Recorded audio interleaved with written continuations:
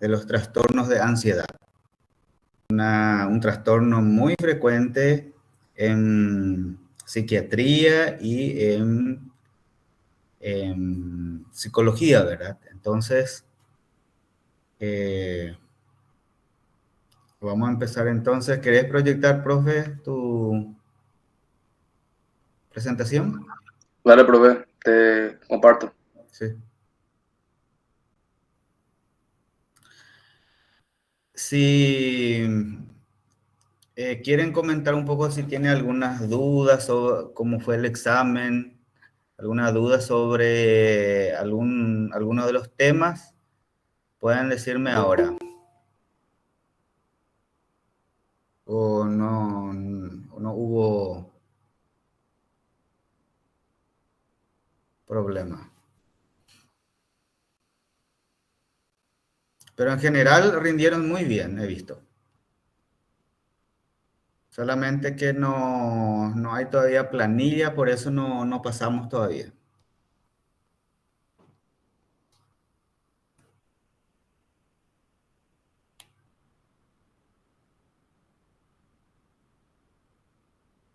Parece que justo la que preguntó no está ahora, profe. No está, profe. Profe, usted me avisa cuando ya está presentando. Usted me avisa. Sí, te voy a avisar. Sí, gracias. Profe, ¿Sí? yo fui la que tuvo una consulta la otra vez, pero ya no me acuerdo más casi. Sí, ¿qué pasó tanto, verdad? Un falso verdadero, ¿verdad? Sí, Ángela. Sí, que la evaluación no se podía, que siempre podía ser, ay no, me voy a olvidar, profe, no voy a decir bien.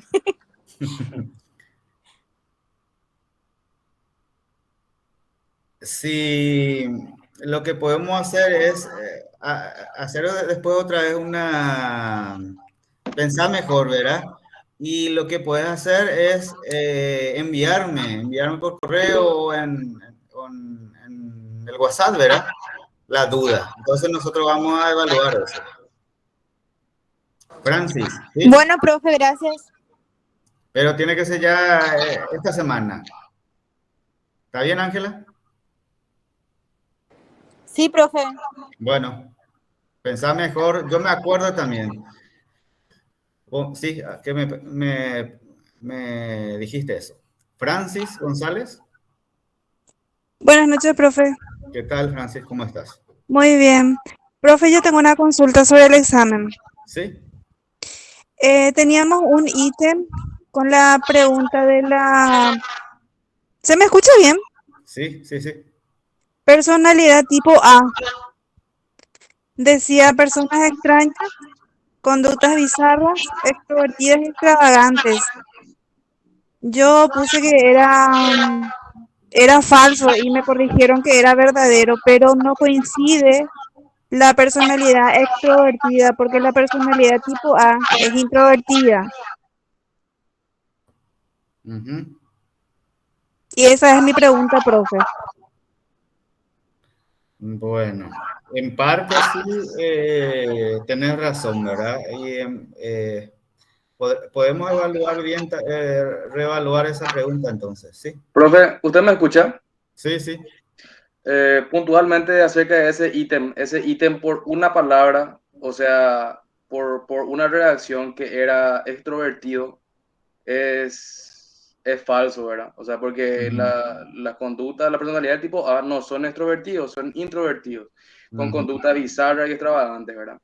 Eh, por error de redacción quizás esa pregunta, o sea, ese ítem vamos a suprimir, doctor, si a usted le parece, porque por esa única palabra que es extrovertido, o sea, es falso ese ítem.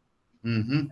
Sí, son personas del tipo A, personalidad tipo A, son personas introvertidas, extravagantes, conducta bizarra, que creen, por ejemplo, Todo eso es cierto.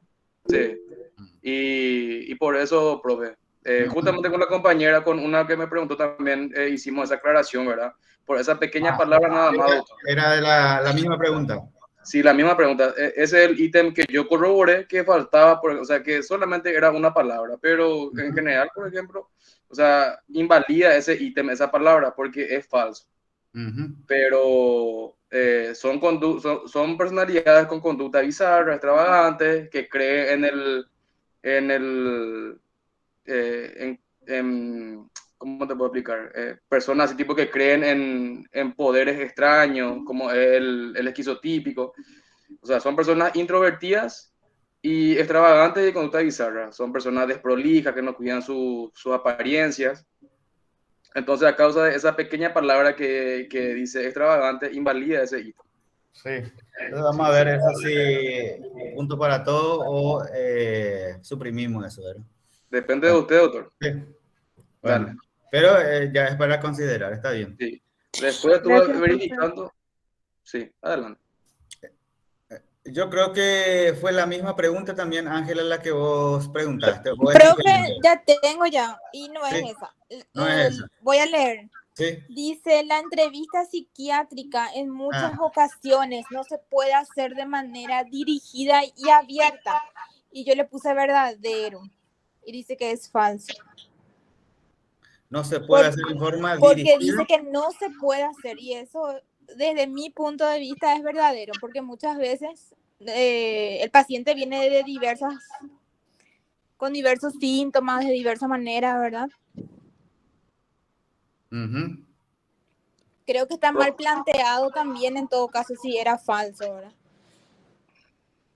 Profe, en el material que usted seguro le facilitó, Sí. la entrevista no es dirigida. Ángela, ¿puede ser? La que Ángela, preguntó. Sí. Ángela, la entrevista no es dirigida porque en la entrevista lo que se busca es recolectar todo tipo de informaciones en la entrevista.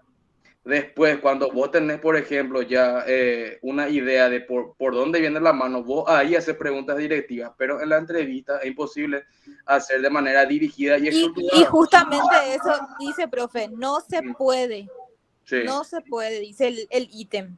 sí. Y ese es falso. O sea, O sea que eh, siempre se puede hacer de forma dirigida. no se puede hacer de forma dirigida. Mira, fijar ahora en el examen. Sí, está mal planteado, para mí que está mal planteado, profe, porque dice no se puede, y si no se puede es verdadero, no es que dice que siempre se puede.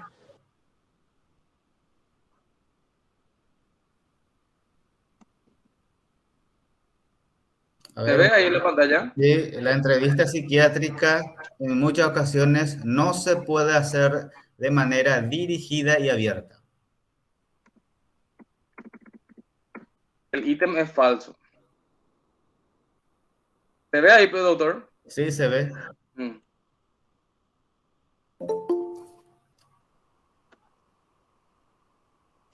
Ángela. Profe,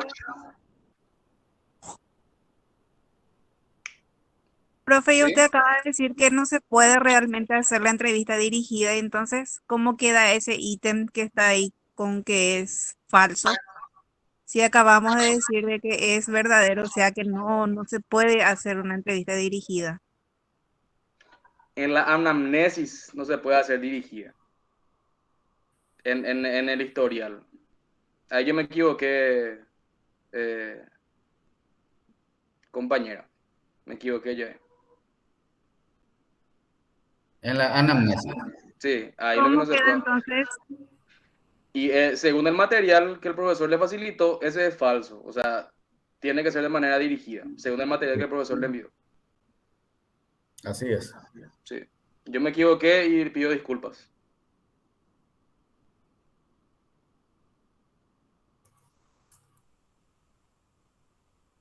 ¿Le pongo de vuelta el examen? O sea, el ítem. No, No yo hace creo que falta. ya vimos eso. Ya está. Mm. Pero la primera vamos a considerar. Sí. Bien, entonces, si hay alguna otra duda más, me tiene que hacer llegar, ¿verdad? Directamente o a través de la delegada, ¿verdad? A través de Susan, ¿verdad? Que es la conexión, digamos, entre ustedes y los docentes. Sin problema. Es cierto que pasó mucho tiempo ya porque vino los feriados y eso, entonces perdemos un poco de la conexión, ¿verdad? Pero ahora queremos dar continuamente las clases. La unidad 7 tenemos hasta la unidad 10. Después vienen en 2 clases la presentación de los trabajos prácticos, que yo considero va a ser muy importante por la experiencia de año anterior, que complementa muy bien el contenido de la asignatura. Porque eh, como unidades de desarrollo en las clases, elegimos 10, los más importantes, por el tiempo justamente, ¿verdad? Y consideré yo desde el año pasado, ¿verdad? Que incluyendo como trabajos prácticos, por lo menos cada grupo va a trabajar en un tema y después como socialización eh, grupal va a ser en la presentación, ¿verdad? Y ahí ya, digamos, va a estar mucho más, digamos, desarrollado eh, los contenidos. Bien. Eh, Ustedes ya estaban trabajando con la unidad 7, que son los trastornos de ansiedad. Eh, He visto que presentaron muy pocos trabajos, o sea, que la actividad de la unidad. Entonces, como tenemos tiempo y, digamos, la próxima semana recién vamos a desarrollar la unidad 8 de los trastornos del estado de ánimo, del humor. Amplié el tiempo para aquellos que no completaron todavía el trabajo de la unidad 7 para hacerlo hasta el domingo, para avisarle un poco a los compañeros que aún no lo han hecho. Tienen un poco más de tiempo. Entonces, a partir de la próxima semana empezamos una nueva unidad con el trabajo correspondiente. Bien, eh, entonces vamos a empezar con trastornos de la ansiedad. Si podría, Doctor, ¿sí? desactivo mi micrófono y usted me avisa si es que ya le proyecta la pantalla. Sí, por favor.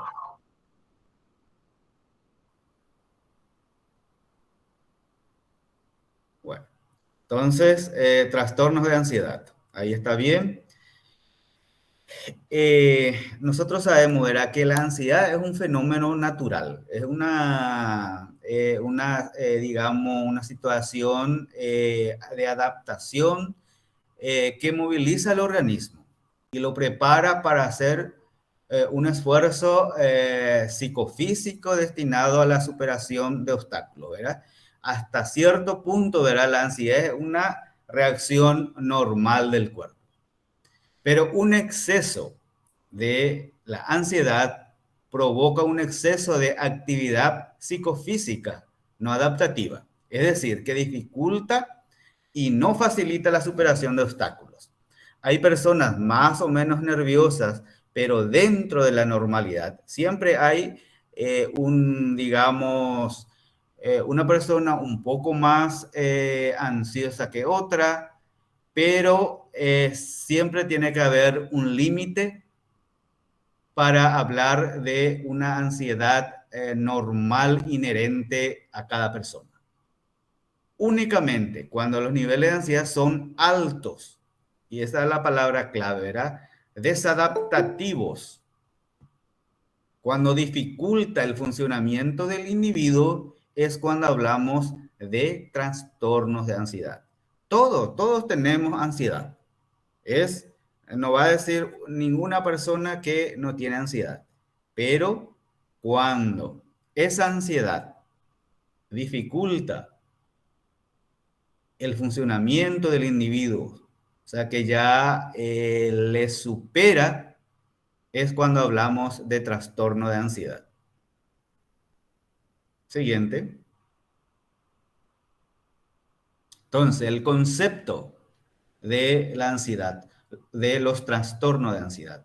Los trastornos de ansiedad se caracterizan por niveles patológicos, no adaptativos de ansiedad, que pueden ser de intensidad leve, mediana o grave, ¿verdad? Hay niveles y pueden aparecer tanto por causas endógenas como exógenas o combinación de ambas. Los trastornos de ansiedad se manifiestan por los siguientes síntomas.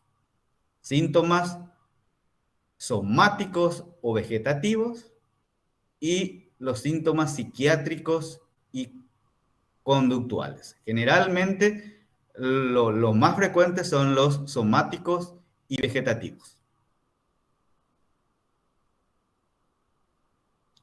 Bien, tipos de ansiedad.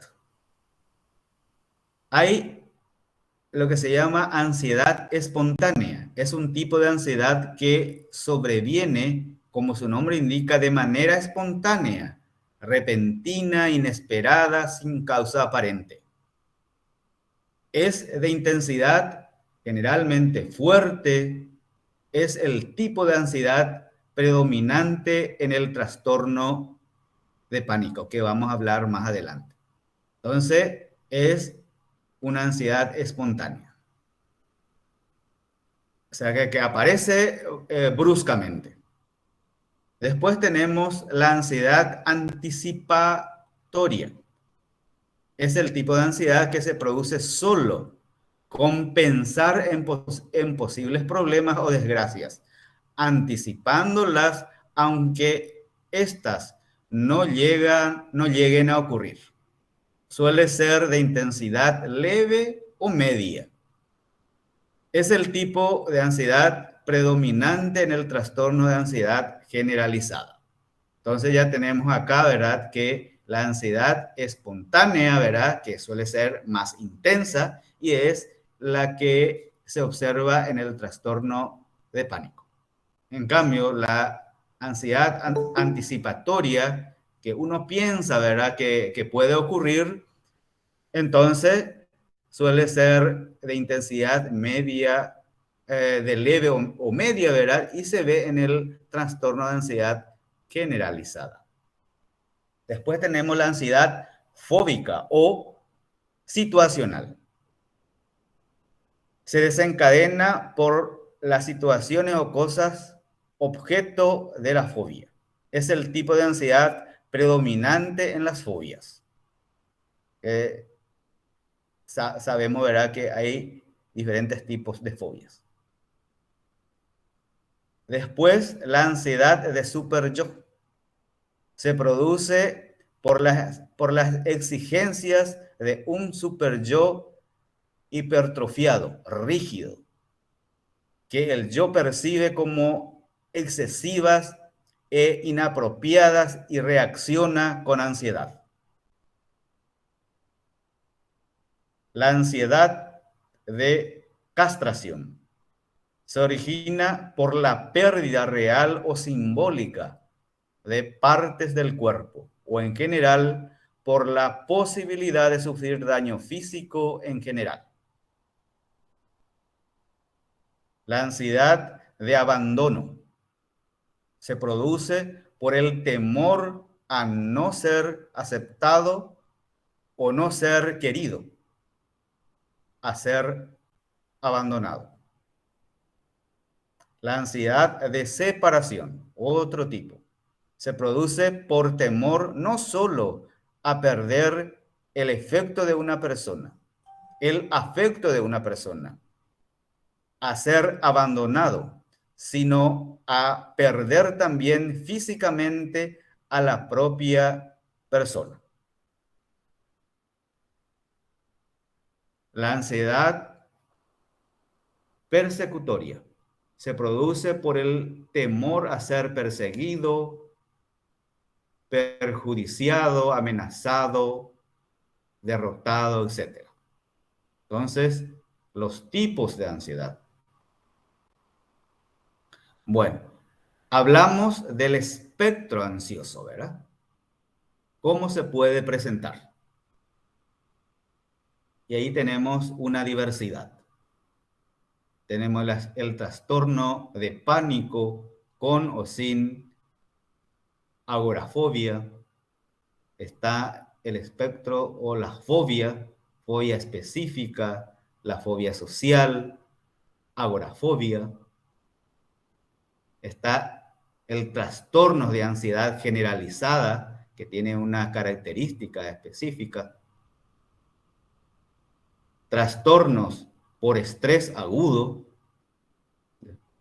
trastorno por estrés postraumático, trastorno mixto, ansioso, depresivo.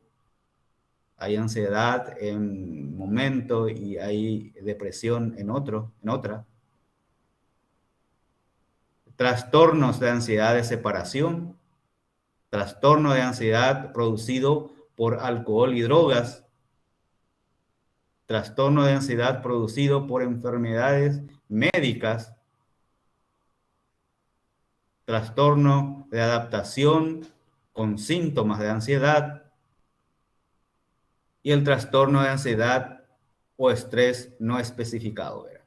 O sea que, como verán ustedes, hay un espectro amplio de la ansiedad. Bueno, es siempre importante hablar un poco de cómo se comporta esto, ¿verdad? La epidemiología. Eh, Podemos decir, ¿verdad?, que los trastornos de ansiedad son los trastornos psiquiátricos más frecuentes. Eso es importante recalcar. La ansiedad es en el consultorio el motivo psiquiátrico más frecuente. Es cierto, todavía se diagnostican mal, a veces se subdiagnostican, se confunden con la ansiedad que provocan los eventos vitales, que a veces se exageran. Los pacientes ansiosos son hiperfrecuentadores médicos, ¿verdad? O sea que habitualmente ellos frecuentemente consultan al médico o al psicólogo.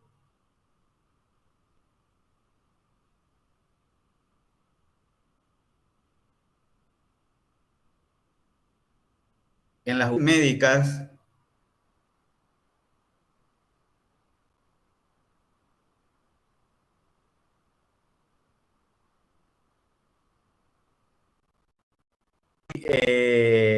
digamos, posteriormente consultan con especialistas y con los psicólogos. Se estima que aproximadamente, ¿verdad?, la incidencia de trastorno de ansiedad en la población es del 10%. O sea que bastante, de 10 personas, uno sufre este trastorno. Y la prevalencia, un ratito antes, por favor. Y la prevalencia a lo largo de la vida se duplica, ¿verdad? O sea que a medida, o sea que con el tiempo, digamos, la prevalencia aumenta, ¿verdad? O sea que la incidencia, los nuevos casos, es del 10%, pero puede llegar hasta el 20%. O sea que cifra bastante importante.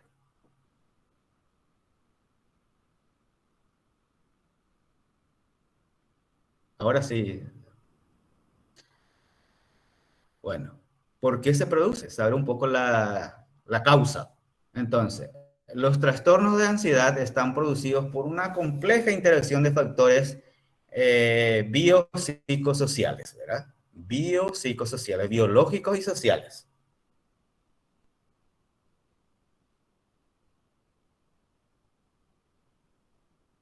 Hay factores genéticos, son más frecuentes que en la población general. Eso es cierto.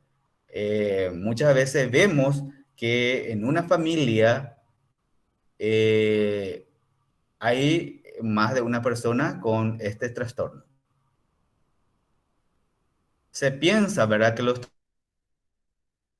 trastorno de ansiedad tiene lugar una hiperactividad del sistema nervioso simpático o una disregulación del sistema nervioso simpático parasimpático que se manifiesta por hiperreactivación simpática.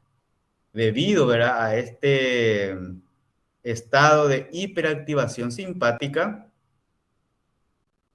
los pacientes están como acelerados y toleran peor los estímulos como la cafeína, efedrina o todas las sustancias estimulantes, ¿verdad? Y se cansan más de lo normal por el desgaste que produce la hiperactivación simpática.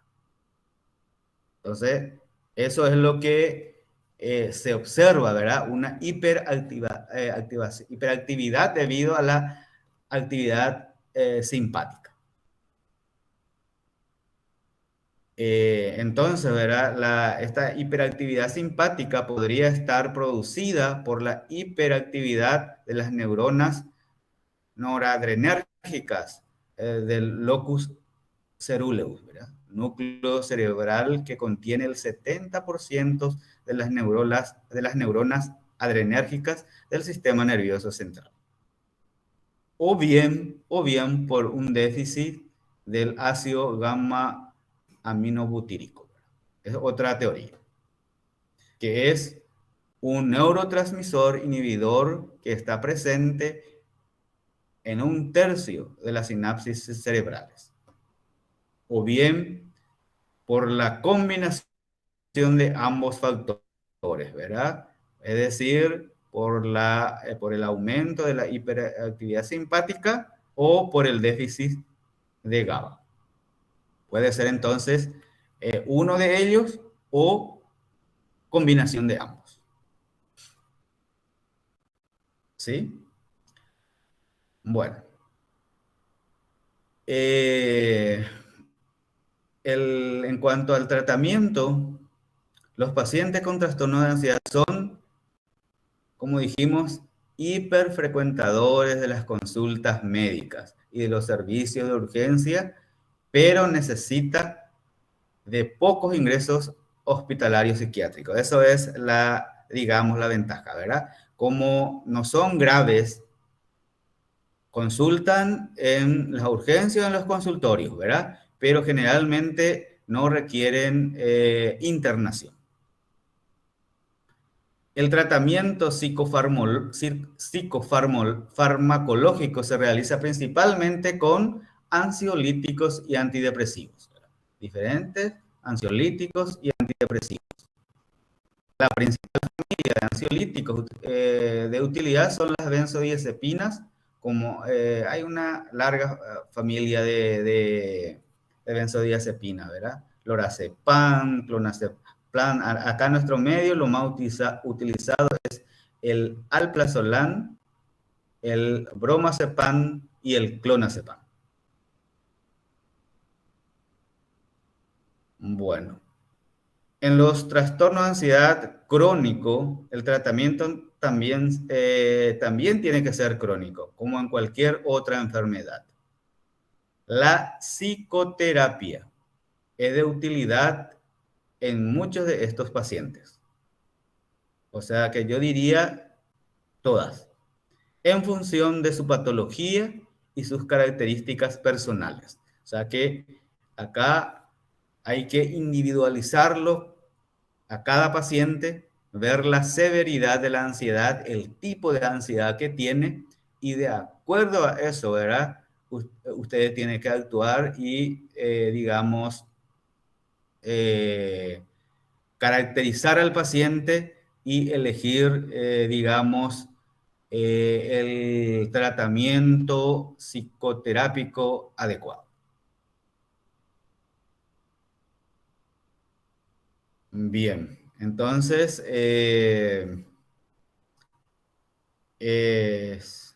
eso, ¿verdad? Los trastornos de ansiedad, entonces, según la clasificación de la DSM-5, ¿verdad? A modo de complementar, ¿verdad? Lo clasifican, ¿verdad? En los trastornos por separación, que ya dijimos, ¿verdad? Mutismo selectivo, que es la incapacidad persistente de hablar o responder a otras en situaciones sociales específicas. Está la fobia específica, que es la aparición de miedo o ansiedad intenso y persistente, prácticamente inmediata, invariable respecto a un objeto o situación específica, ¿verdad? El miedo, la ansiedad o la evitación debe estar presente con un mínimo de 6 meses para hablar de fobia específica, ¿verdad? Después está el trastorno de ansiedad social, que es otra clasificación, ¿verdad? Que es el miedo o ansiedad intenso que aparecen prácticamente siempre en relación a una o más situaciones sociales en las que las personas se exponen al posible escrutinio por parte de otros, ¿verdad?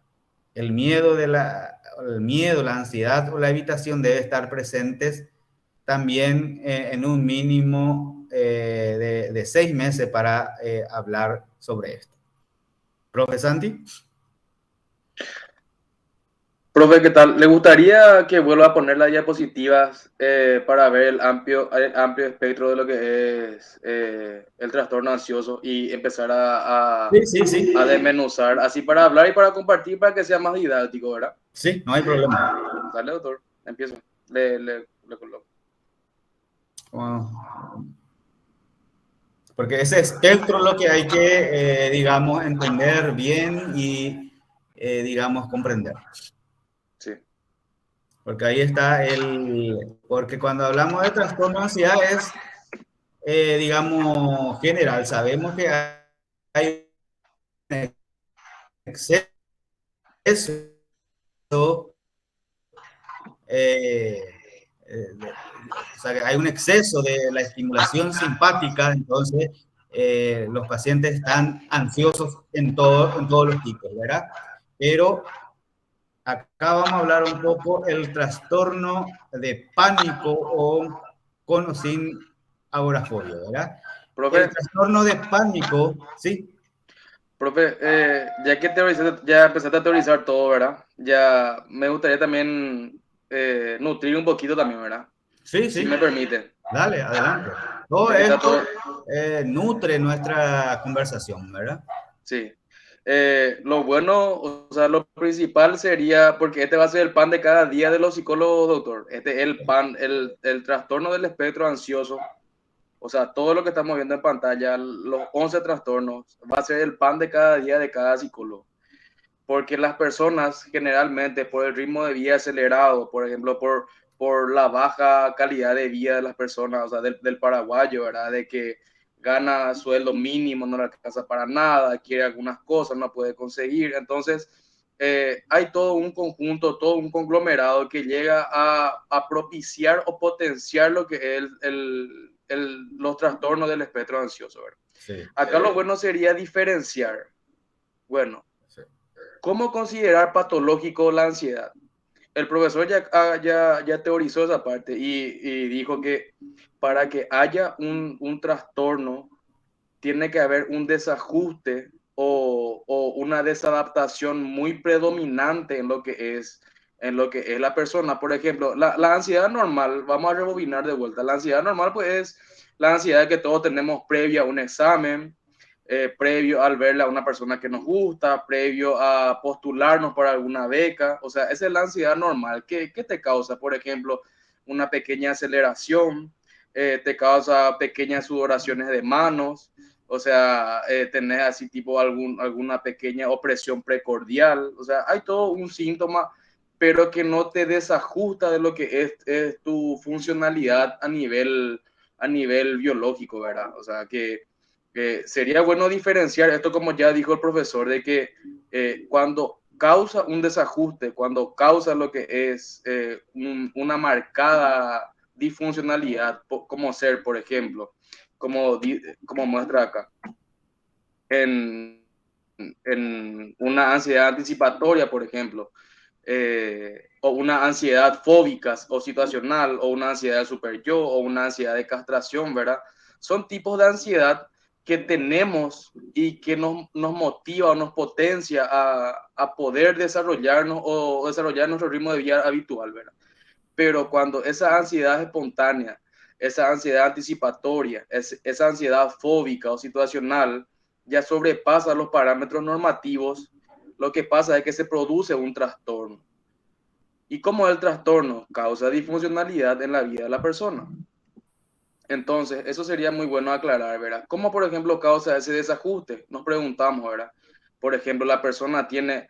La ansiedad se caracteriza por una aceleración psicomotriz. Eso es lo principal, es el principal síntoma. La aceleración psicomotriz que causa, por ejemplo, puede llegar a causar taquilalia, puede llegar a causar taquipsiquia, puede llegar a causar sensación de pérdida de control, o sea, todo un conjunto de síntomas psicológicos y somático vegetativo, ¿verdad? Entonces, es bueno entender la ansiedad. Como le dije, va a ser el pan de cada día. Entonces, hay que entender los síntomas psicológicos y los síntomas somáticos. ¿Cuáles son los síntomas somáticos? Sudoración de manos, taquicardia, palpitaciones, sudoraciones profusas, pies y manos fríos, constipaciones, después la famosa piel de gallina. O sea, hay todo un conjunto que hay que identificar. Cuando la persona te dice, tengo taquicardia, siento que el corazón se me va a salir por la boca.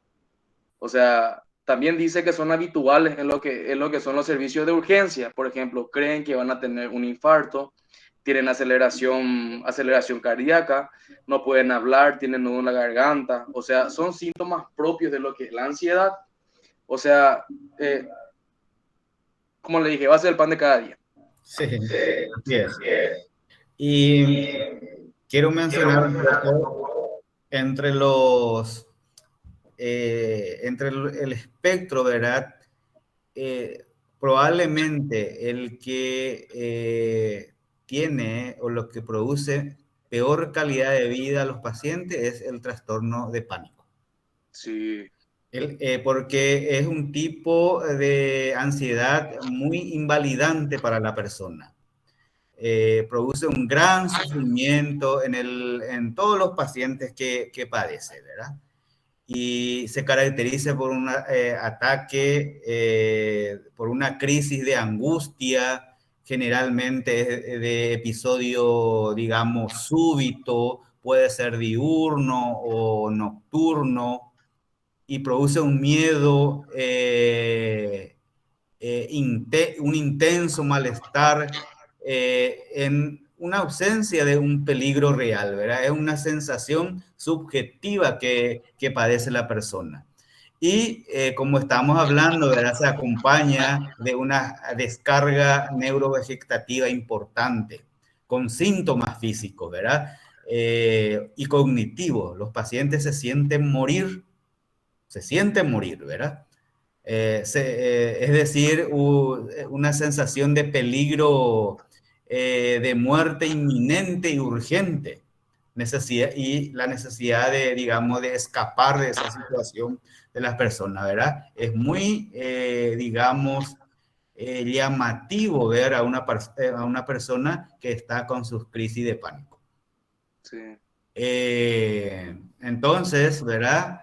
El trastorno de pánico tiene como característica, digamos, fundamental la presencia de ese estado en forma recurrente, es inesperada, espontánea, sin que exista un factor externo o algún motivo, ¿verdad?, que desencadene. De repente, nomás la persona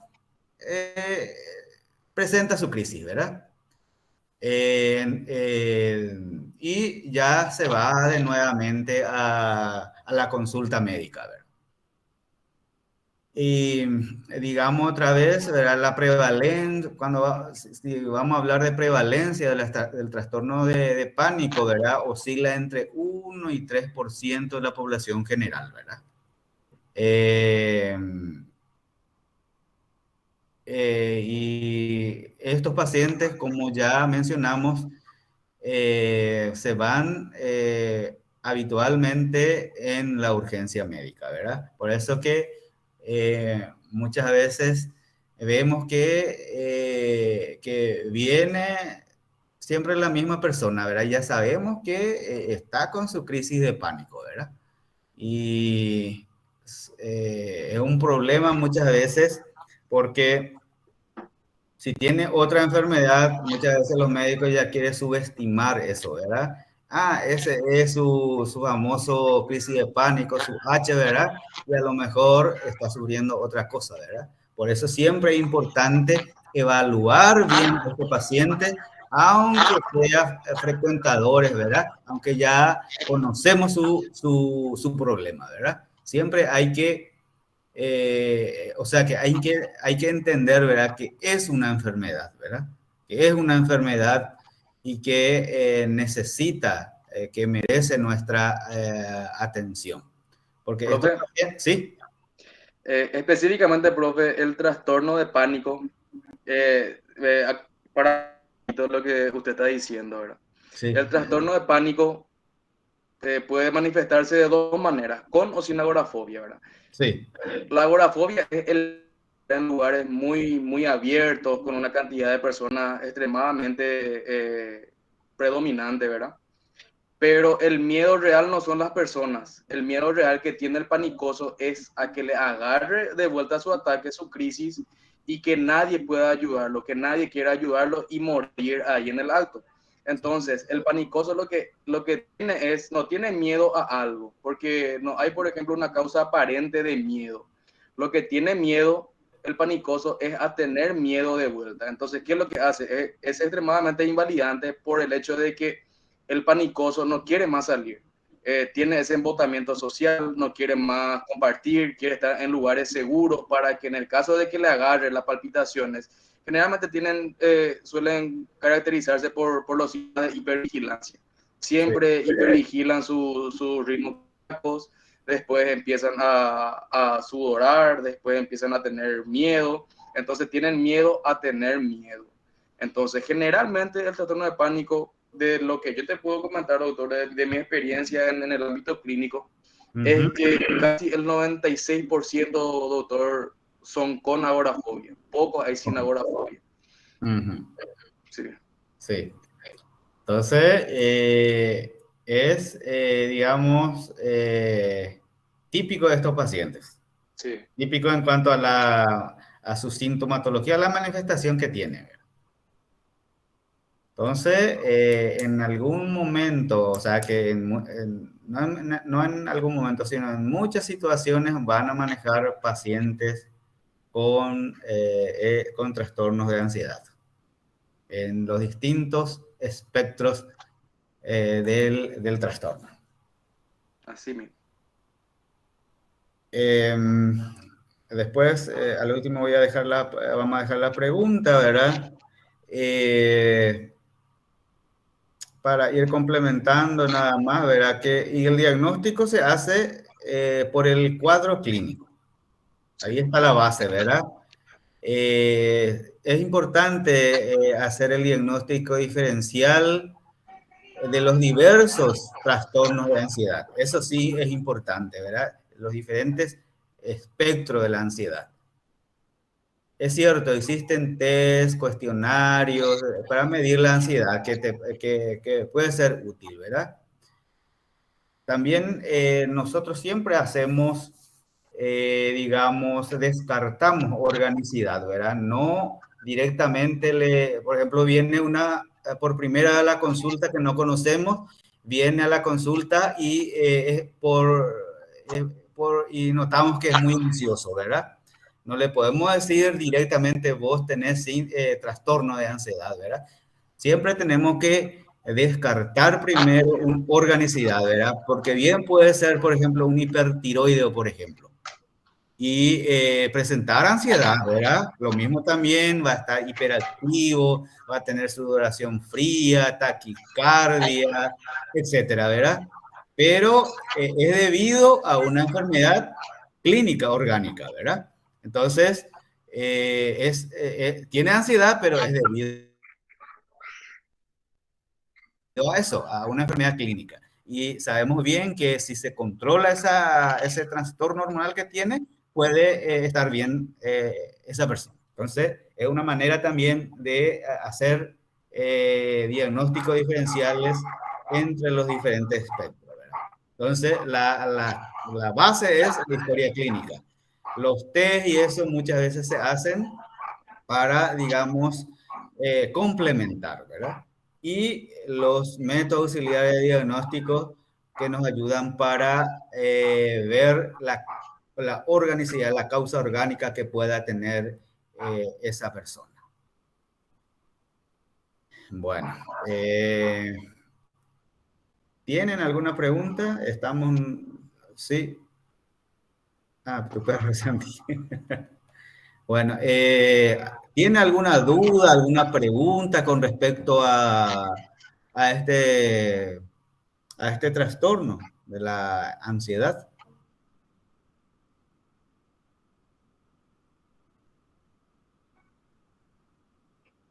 ¿Alguna cosa que quieren preguntar por duda o quieren complementar? A lo mejor ya conocen también, entonces podemos, digamos, compartir con los compañeros.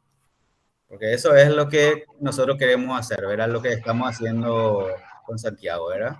Él contribuye con nosotros en su experiencia, ¿verdad? Ahí escribió algo. En el caso del trastorno de pánico, ¿el tratamiento cómo sería? Bueno, si es un trastorno de pánico, generalmente ahí se usa los ansiolíticos. Los ansiolíticos es de primera elección, ¿verdad? Hay varios tipos de ansiolíticos. Generalmente lo que se preconiza, la que tiene una, digamos, una acción más inmediata es el alprazolam. Pero por el efecto más prolongado, en los estados de otro tipo de ansiedad, por ejemplo, ansiedad generalizada u otros espectros, se usa más el clonazepam, que tiene una acción más prolongada. Ese es desde el punto de vista médico, pero después es importante que estos pacientes tengan psicoterapia. ¿Cómo lo hacen ustedes el tratamiento psicoterápico, Álvaro? Profesor, disculpe. ¿Cómo lo hacen el tratamiento? ¿Qué ofrecen ustedes a una persona con crisis de pánico, por ejemplo? Ah, ya entiendo, doctor. Generalmente la crisis de pánico es un momento de irrupción muy fuerte, muy preocupante en la persona. Generalmente las personas, en el peor de los casos, suelen tener 4 a 5 crisis por semana, en el peor de los casos, ¿verdad? Sí. Entonces, uno por día prácticamente. Lo que se llega a hacer con ese paciente, por ejemplo, mis pacientes, por ejemplo, no llegaron nunca a ir al psiquiatra, por ejemplo, para recetarle ansiolíticos. Yo trabajo de manera conductual nada más. Entonces lo que hacemos es que no puede recurrir en un patrón de conducta inflexible. Lo que significa es que busca de todas maneras poder subsanar ese miedo a tener miedo. Entonces lo que pasa es que hace el famoso círculo vicioso, ¿verdad? O sea, tiene herramientas, las herramientas no son adecuadas, después buscan de vuelta solucionar el problema, entonces van de vuelta al punto inicial. Entonces lo que hacemos en psicoterapia es tipo, primero técnica de relajación en el caso de la crisis, ¿verdad? Después hacer tipo una reestructuración cognitiva. ¿Qué quiere decir eso? Le vamos a cambiar los pensamientos para que el pensamiento que él tiene como catastrófico, como que le puede llegar a pasar algo malo, como que puede llegar a morir, vayan quedando a segundo plano, y de esa manera trabajamos, identificamos los síntomas primero que nada los síntomas, luego de los síntomas, qué consecuencias tienen los síntomas en la conducta, por ejemplo, qué consecuencias tiene la taquicardia en la conducta de la persona, en qué momento le agarra, cómo le agarra, ¿Cuáles son los parámetros que rige para decir que es, por ejemplo, ya muy patológico, ¿verdad? O sea, entonces lo que hacemos es tipo una dispersión cognitiva. O sea, yo trabajo de esa manera. Con el paciente lo que yo hago es una dispersión cognitiva. ¿Qué quiere decir eso? Le empezamos a que no se enfoque nada más en ese trastorno, que tenga muchos puntos, ¿verdad? Entonces, avalamos o normalizamos la conducta ansiosa porque es una conducta que le hace mucho mal. Y a partir de ese puntapié inicial, lo que hacemos es transitar en otro tipo de conductas, por ejemplo. ¿Te gusta caminar a vos? O sea, tenés vos tu tiempo, porque generalmente las personas ansiosas les cuesta, por ejemplo, tener un ritmo de vida tranquilo. O sea, están pensando en estas cosas, después en esto, entonces les cuesta. Entonces lo que hacemos es algo que se llama dispersión cognitiva. Hacemos que el punto focal de la persona no sea su foco panicoso, sino que se vaya enfocando en otras cosas y cuando le llega la crisis hacemos, por ejemplo, una reestructuración, por ejemplo, preguntas racionales. ¿Qué me puede llegar a matar? Yo, por ejemplo, cuando tengo un paciente panicoso, yo siempre le pregunto, ¿hiciste un examen médico? ¿Tenés un examen, por ejemplo, vos tenés hipertensión? Por ejemplo, en la clínica donde yo trabajo, tengo casi 8 pacientes con trastorno de pánico, con agorafobia. Entonces, ya prácticamente casi todo restituido. Entonces, lo que se hace es, vos tenés generalmente las personas no tienen una hipertensión. Entonces, lo que pasa es que tienen miedo a morir, pero no saben qué le puede llegar a matar. Entonces, lo que yo hago en mi caso, por ejemplo, es, le pregunto si tiene un diagnóstico de hipertensión. No, no tengo diagnóstico. Entonces, vos tenés un diagnóstico de diabetes o de alguna enfermedad terminal. No, no tengo. Y después, a partir de ahí, ya entro con la reestructuración. ¿Qué puede llegar a matarte? O sea, todo un conjunto, todo un enfoque que realiza el psicólogo, ¿verdad? Sí. Y así yo trato mi trastorno de pánico en consultorio. Sí. Bueno, perfecto. Ahí, bueno, entonces yo siempre sostengo, ¿verdad? Que todos estos trastornos necesita de de un tratamiento, de un trabajo multidisciplinar, ¿verdad? Porque hay pacientes, ¿verdad? Que con su crisis de pánico y va directamente a la urgencia médica, ¿verdad? Entonces, ahí se le trata sintomáticamente, ¿verdad? Porque lo que hacemos es un tratamiento sintomático, pero lo ideal es después ya seguir un tratamiento psicoterápico, ¿verdad? Que vaya mejorando, que vaya disminuyendo la frecuencia y la intensidad de su crisis. Eso es lo ideal. Pero desde el punto de vista médico, hacemos tratamiento farmacológico con ansiolítico, ¿verdad? Y ahí Álvaro ya dijo la conducta que debe tomar desde el punto de vista psicológico. Y ahí claramente tenemos que el tratamiento es médico y psicológico. No sé con eso si respondemos algo tu pregunta, a ver quién había hecho. Francis. Sí, profe, totalmente respondido, gracias. Bueno, ¿hay alguna otra pregunta más con respecto a este trastorno?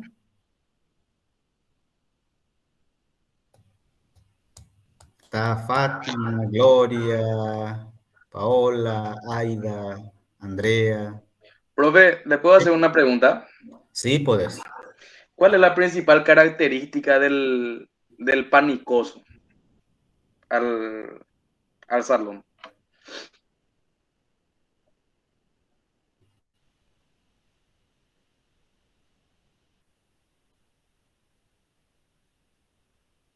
Si el profesor considera, puede incluso hacer eso pregunta de examen. Podría ser, por ejemplo, el temor el temor a padecer el pánico y que no haya nadie que pueda ayudarlo. Entonces está como que hipervigilante de su propia conducta.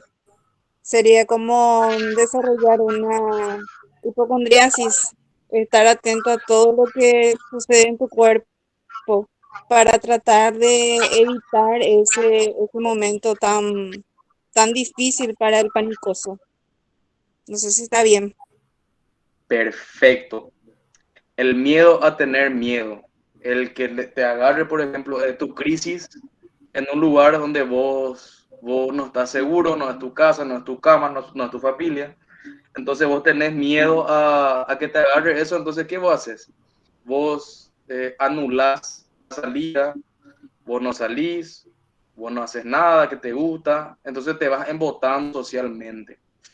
Perfecto. Estaba muy atenta la alumna. Acá el problema es el miedo. Sí. Ese es lo fundamental, ¿verdad? Y sabemos bien que el miedo es lo que nos frena, ¿verdad? Nos limita muchas cosas, ¿verdad? Todo el miedo es, digamos, una manera de defensa, ¿verdad? Tiene que tener su límite, ¿verdad? Pero el exceso es el problema, ¿verdad? Entonces ese miedo produce una digamos, Vigilancia. esa vigilancia y ahí viene el trastorno.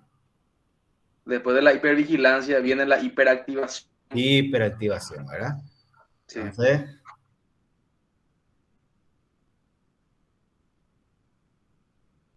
¿Alguna pregunta? por ejemplo, Fátima, Gloria. De mi parte Ah, todo muy claro, profe. bueno, Andrea. Entonces, por favor, probablemente ustedes, ¿verdad? Los que están aquí siempre son más responsables, ya hicieron sus tareas, ¿verdad? Pero avisen igual a sus compañeros, los que no hicieron todavía esta actividad 7, tiene más tiempo hasta el domingo para hacerlo, ¿verdad? Y está ya en la plataforma, digamos, visible el contenido 8 sobre el estado de ánimo o del humor. Ya están los materiales de lectura, ya pueden bajar a leer. Y la clase en sí vamos a desarrollar el próximo martes, ¿verdad? Si ya vienen leído y eso, entonces ya van a preguntar más cosas. Bueno, perfecto. Entonces, si no hay más preguntas, muchas gracias, ¿verdad? Le damos gracias a Álvaro por la ayuda, por la colaboración con nosotros y por su participación, ¿verdad? Y estamos a las órdenes, doctor. Para lo que necesite cada estudiante, estamos, tanto vos como yo, a las órdenes. Quizá por alguna razón que no podamos responder temprano, siempre vamos a estar para ellos. Sí, sí. Y que lo que quieran saber, lo que quieran, alguna duda que tengan, por ejemplo, que nos avisen, que estamos a las órdenes. Claro, claro. Y vamos a revisar ahora esa pregunta pendiente. Dale, doctor. Gracias, profes. Buenas noches. Gracias. Buenas noches, buenas noches. Nos vemos. Hasta luego. Hasta luego.